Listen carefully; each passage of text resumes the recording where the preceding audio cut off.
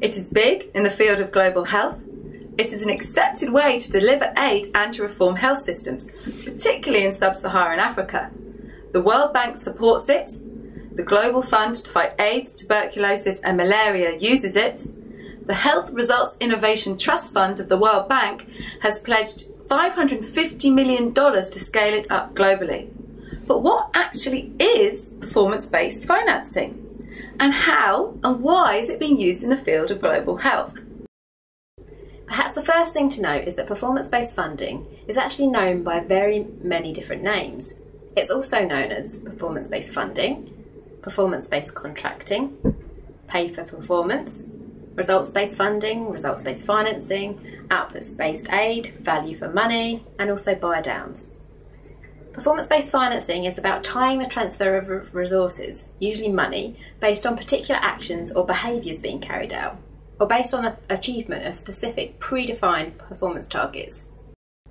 It's assumed that tying resources to perform in this way provides an incentive for people working within a health system to act or perform in a responsible way, and therefore that rewarding people will reform health systems in a positive way, and this will in the end improve health outcomes. Often when performance targets are set, they focus on particular health topics such as maternal health or HIV/AIDS. The topics tend to be popular because they receive a lot of global political attention. Targets can be aimed at different levels within a health system. For example, they can be aimed at individual health professionals in order to change their behavior. The targets might specify that a person has to be at work for a certain number of hours each week, or that each day a daily activity plan has to be written out, recorded, and then followed. Alternatively, performance targets might relate to the service provided at district-level clinics or facilities.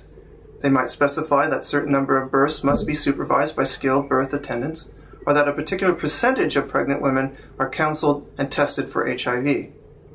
At the broader level, targets might be about achieving certain whole health systems outputs or outcomes, such as a reduction in maternal deaths or the decrease in child mortality.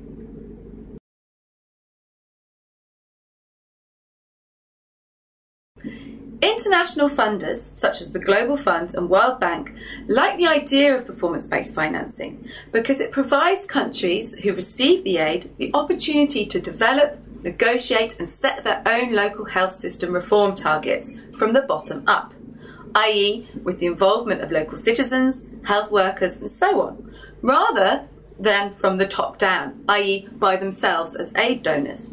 In other words, performance-based financing is seen as a really good way for people within countries that receive aid to participate in and own their own development and health system reform processes.